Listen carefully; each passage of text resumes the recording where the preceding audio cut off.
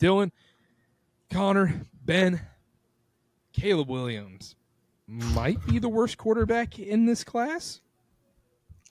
Rattler? That doesn't count. No, that doesn't count. Okay. Out of Okay. the first All right. rounders. The first rounders. Okay. Second rounders, So third, back half of the second round, third rounders. Everybody they get a except pass. Penix. Rattler. Yeah. Penix. I'm he kidding. didn't count. But Yeah, an asterisk, but let me take you on a journey through Caleb Williams' season so far. I saw this stat on Twitter. Loved it. First 3 weeks looked horrible. Titans, Texans, Colts. Next 3 weeks, people were like, oh my God, he's progressing. He is doing so well.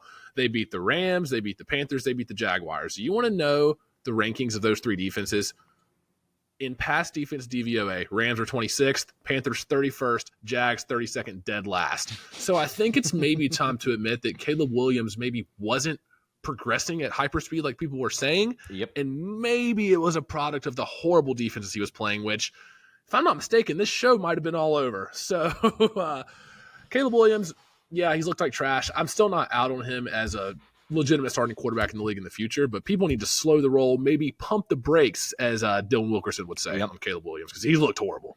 Yep. isn't it interesting that a quarterback has trouble having success with a weak offensive line in his first year Bad in the coaching. NFL?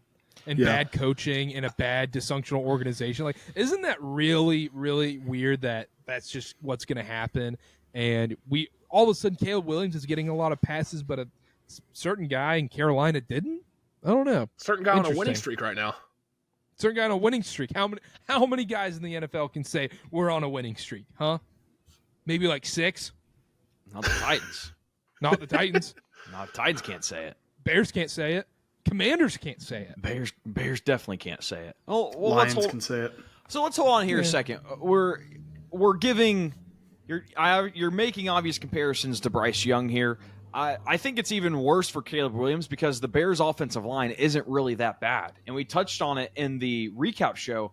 Caleb Williams is responsible for 20% of the pressures that he faces. That's not the offensive line's fault. Now, you could obviously argue, well, he's never played against NFL level defense, and I'd say sure. I mean, that's fair. I don't think that you should expect quarterbacks to be much better, but a lot of people are trying to find a scapegoat for Caleb Williams and say, oh, it's the offensive line. Oh, Keenan Allen's washed, when the offensive line is actually the 10th highest rate in the NFL in pass block. A lot of this just falls on Caleb.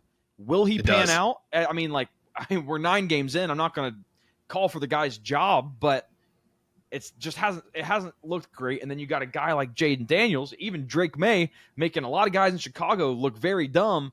Like, it's just a tough look when other guys are succeeding and your number 1 draft pick is not. You can't score double digits against the Cardinals and Patriots defenses. I think that's the number 1 red flag right there. And they're not as bad as the defenses he played in the 3-week span I touched on earlier, but still, a loss to the Patriots sucks, but putting up 3 points against the Patriots is even worse.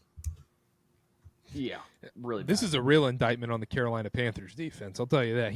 They made Caleb Williams look like a first ballot Hall of Famer. They were injured. They're banged up.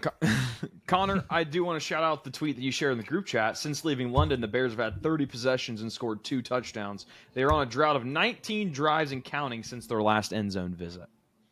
It's tough. Pretty grim situation. And then you have Eberflus. Anybody see the clip of Eberflus going on Chicago radio and his phone broke up and disconnected 3 different times? I did not.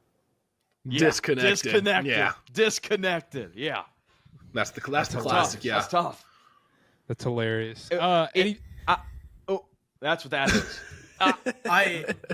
It's not just Caleb Williams too. It's just the team itself. I wasn't on the podcast due to other things going on in my life during the time in which they were winning a little bit more and convenient. Then fell off a cliff. I'm kidding.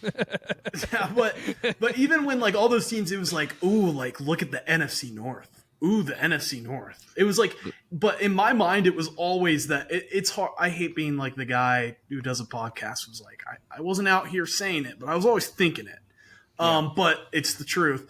It was always the soldiers with the gun, and then there's just the clown standing there. That was always the NFC North. The NFC North's so good. The Bears were always the team that wasn't really in that conversation.